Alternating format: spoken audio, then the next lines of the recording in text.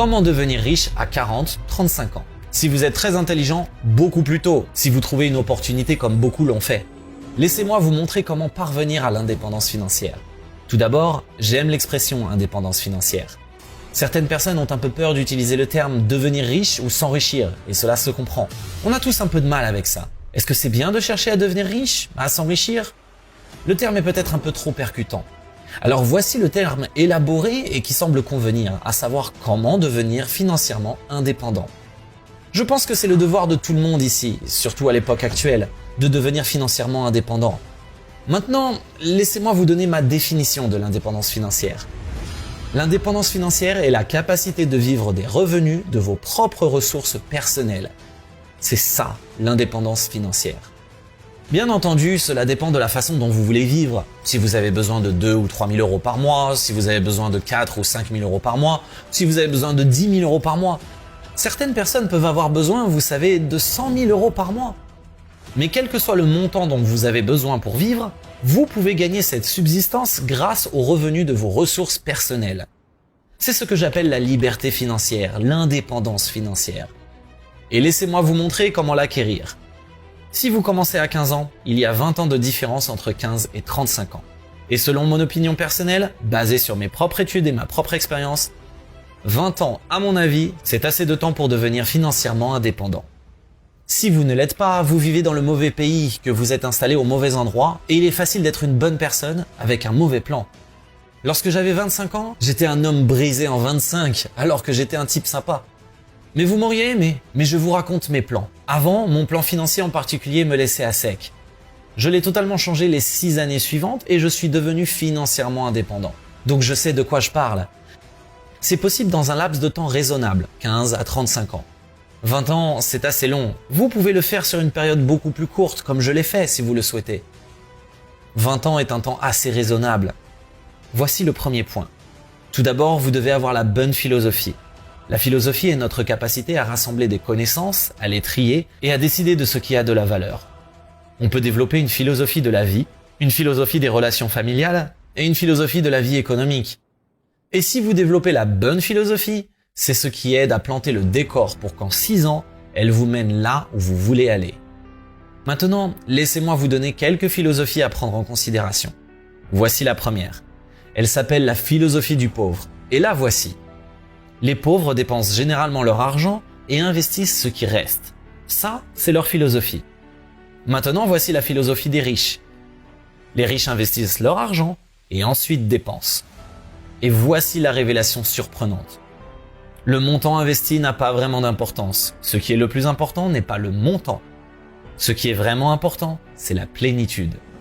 Donc je vous demande d'adopter cette philosophie de dépenser après avoir investi. Investir d'abord, dépenser ensuite. Et j'ai une petite formule que je vais partager avec vous. Elle commence par cette question. Qu'est-ce qu'un enfant doit faire avec 1 euro? Je veux dire, il y a beaucoup de débats en ce moment, j'en suis persuadé, dans tout le pays sur cette question de ce qu'un enfant devrait faire avec 1 euro. Voici une de leurs opinions. C'est seulement un enfant et c'est seulement 1 euro. Quelle différence ça fait? Eh bien, à mon avis, cela fait toute la différence du monde. L'avenir économique d'une personne commence dès son enfance, par le premier centime. Quelqu'un dit « Oh non, on n'est jeune qu'une fois, laissez-le tout dépenser. » Eh bien, quand pensez-vous que cela va s'arrêter? Quelqu'un a répondu « Attendez d'avoir au moins 50 ans et d'être fauché comme moi et vous apprendrez. » Eh bien non, on ne souhaite pas attendre aussi longtemps. Si j'avais su ça avant l'âge de 25 ans, j'aurais changé. Au lycée, si j'avais eu des cours sur la richesse, je n'aurais pas attendu d'avoir 45 ans. Donc le plus tôt est le mieux. Alors que doit faire un enfant avec 1 euro? Voici la prémisse simple pour commencer. Ne pas tout dépenser.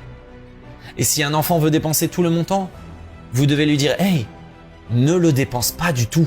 Ne le dépense pas du tout. » Il dira « Pourquoi pas?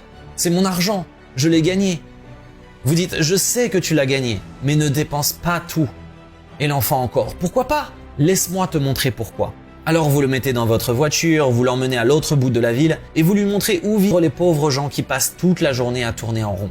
Les enfants apprennent de façon visuelle. Il suffit de conduire et de dire « Aimerais-tu vivre ici ?» Il dit non. « Aimerais-tu vivre ici comme ces gens ?» Il dit non, non. Alors tu ne peux pas dépenser tout l'argent. C'est ainsi que les enfants comprendront le message. Il ne faut pas dépenser tout l'argent. Maintenant, laissez-moi vous donner ma meilleure idée de ce qu'il faut faire avec 1 euro. Et je vous promets, si vous avez 15 ou 20 ou 30 ans, vous avez encore beaucoup de temps pour commencer. Je vais vous dire ce qu'il faut faire avec 1 euro. Voici mon premier conseil. Ne dépensez jamais plus de 70 centimes. Ne jamais dépenser plus de 70 centimes. Maintenant, vous devez choisir un chiffre et le chiffre que vous choisissez sera déterminé par votre philosophie.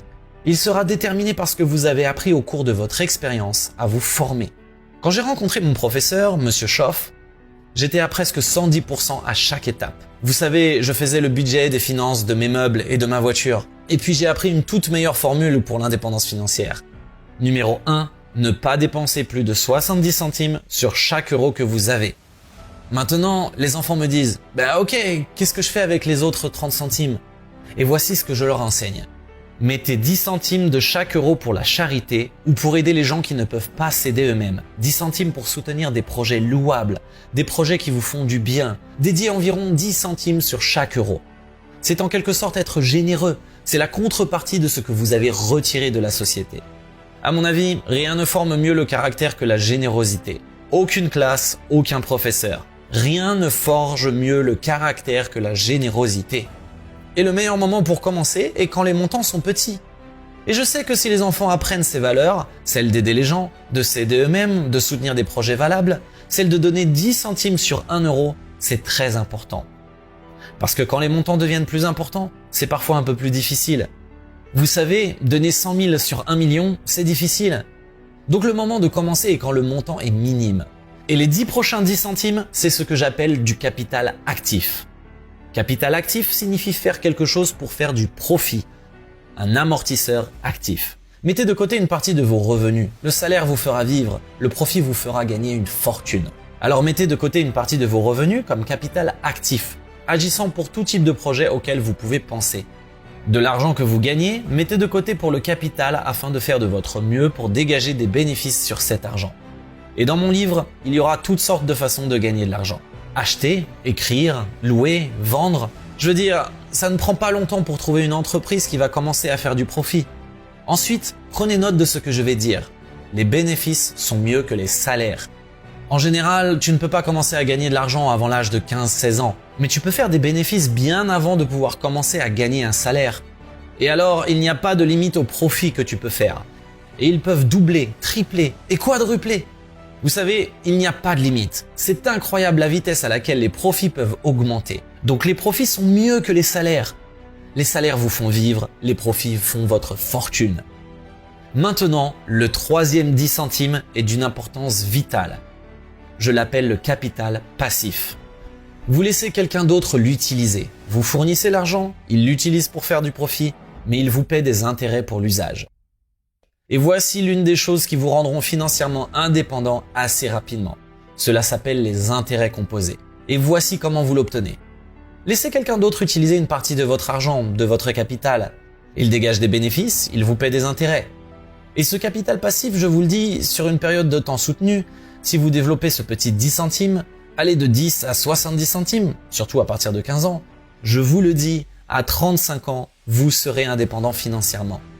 Vous aurez la capacité de vivre des revenus de vos propres ressources.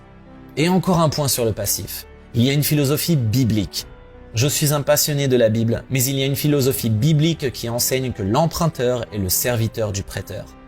Et si vous voulez être en position de force en vieillissant, quand vous serez mature, que vous aurez peut-être votre propre entreprise, que les choses se seront arrangées pour vous dans le futur, la position dans laquelle vous voulez toujours être est la position de pouvoir. Et c'est ce que fait le prêteur. Le prêteur est en position de pouvoir. Donc les enfants apprennent assez tôt, puis vous leur demandez ce qu'ils aimeraient être quand ils seront grands. Je vous le dis, une fois qu'ils auront compris, ils diront « Eh bien, une des choses que je veux être, c'est une de ces personnes qui prêtent. » Voilà la position de pouvoir, pas celle de dépensier. Vous serez pris en pitié pour le reste de votre vie si vous devenez juste un dépensier. Il faut devenir un prêteur, et je pense que c'est une formule à suivre. 10 centimes sur chaque euro, laissez quelqu'un d'autre l'utiliser. Soyez le prêteur en position de force. Puis essayez de montrer aux enfants comment prendre 1 euro, chercher dans le voisinage, trouver un objet quelconque, payer 1 euro, le ramener à la maison, le nettoyer, le poncer jusqu'à ce qu'il soit propre, redresser les roues jusqu'à ce qu'elles soient correctes, le ramener dans le quartier, le vendre pour 5 euros, 4 euros de bénéfice, et tout le monde peut faire ça. Maintenant, est-ce que l'enfant mérite un profit de 4 euros? La réponse est oui. La société a maintenant une autre façon de faire. Trouver quelque chose, le toucher, l'améliorer, faire du profit, prendre une partie de ses ressources, aider les gens qui ne peuvent pas s'aider eux-mêmes, laisser quelqu'un d'autre l'utiliser pour faire du profit. Certains projets nécessitent plus de capital. L'Amérique a eu cette philosophie pendant toutes ces années. Le communisme a enseigné toutes ces années que le capital appartient aux mains de l'État, pas à celles du peuple. Nous avons enseigné toutes ces années que le capital appartient au peuple, pas à l'État. Et il s'est avéré que nous avions raison. Le capital dans les mains des enfants, le capital dans les mains du peuple, dans les mains des entreprises qui font du profit, des entreprises qui se développent. C'est l'espoir de notre peuple. Donc cette petite formule, simple, j'espère, vous aidera. Maintenant, voici une autre clé de l'indépendance financière. J'avais l'habitude de dire « je déteste payer mes factures ». J'ai découvert que j'avais la même attitude à propos de mes impôts, jusqu'à ce que mon professeur me dise « tout cela dépend de la façon dont vous voyez les choses, mon cher. Mais vous ne comprenez pas. Les impôts sont notre façon de prendre soin et de nourrir la poule aux œufs d'or. Ne voudriez-vous pas faire votre part ?» Quelqu'un dit que oui, mais la poule mange trop. C'est probablement vrai, mais bon, on mange tous trop. Nous devons tous faire un régime. Il vaut mieux une poule grasse que pas de poule. Et finalement, j'ai changé ma manière de voir les choses. Et je suis devenu un contribuable heureux. Je paie volontiers pour faire ma part, car c'est ce qui fait fonctionner tout le système. Chacun d'entre nous contribue. Nous nous demandons tous pourquoi nous devons travailler si dur, pourquoi prendre autant de cours, pourquoi aller à l'école pendant tant d'années. Vous savez, pourquoi prendre des notes, pourquoi lire les livres, pourquoi travailler si dur, pourquoi s'imposer des pompes et des disciplines, pourquoi? Bonne question. La meilleure réponse à cette question est, je pense, la deuxième question. Pourquoi pas? Pourquoi ne pas voir combien de livres vous pouvez lire, combien de cours vous pouvez suivre, combien de compétences vous pouvez acquérir? Pourquoi ne pas voir quelle valeur vous pouvez acquérir sur le marché auprès de vos amis et de votre famille? Pourquoi ne pas voir ce que vous pouvez faire de tout cela? Pourquoi ne pas voir jusqu'où vous pouvez aller? Combien vous pouvez voir? Combien vous pouvez gagner? Combien vous pouvez partager? Pourquoi pas? C'est l'héritage que nous avons tous, c'est de voir ce que nous pouvons faire de nos vies, avec cette extraordinaire opportunité. Maintenant, ma troisième question, j'aimerais vous la poser en personne, mais comme je ne peux pas le faire en personne, je veux vous la poser à tous, mais je veux que vous la preniez personnellement. Ma troisième question c'est, pourquoi pas vous? Pourquoi pas vous qui avez une bonne estime de vous-même? Pourquoi pas vous qui commencez à changer en vous fixant des objectifs? Pourquoi pas vous qui commencez à faire des progrès vers la finance? Si je peux le faire, vous le pouvez. J'ai rencontré une mère qui vivait de l'aide sociale. Maintenant, elle possède sa propre entreprise. Si on peut le comprendre, vous pouvez le comprendre. Si nous pouvons le retourner, vous pouvez le retourner. Il n'y a rien que vous ne puissiez accomplir. Vous avez le cerveau, vous avez l'endurance, vous avez la vitalité, vous avez l'intérêt. Vous avez la vie devant vous, vous avez l'avenir, vous pouvez le faire. Tout le monde peut le faire, vous pouvez le faire. L'un de nous peut le faire. Et on peut tous le faire. Maintenant, je veux que ces 3 sujets aient de la valeur pour vous. Je veux qu'ils aient un sens pour vous. Je veux que vous soyez à jour indépendant financièrement. Je veux que vous ayez un développement personnel qui vous permette de vous sentir bien dans votre peau. Si j'avais la chance de vous rencontrer un jour, j'aimerais que vous me montriez la liste des objectifs à atteindre pour commencer à grandir. Voici les livres que je suis en train de lire, les choses que vous avez faites, le développement que vous avez accompli. Je suis meilleur cette année que l'année dernière. J'ai plus de confiance en moi. Mes compétences se développent. C'est ce que je veux pour vous. Et c'est pourquoi j'ai pris le temps de venir partager ce message avec vous. C'est une façon pour moi de vous toucher. Peut-être que cette présentation vous touchera quelque part.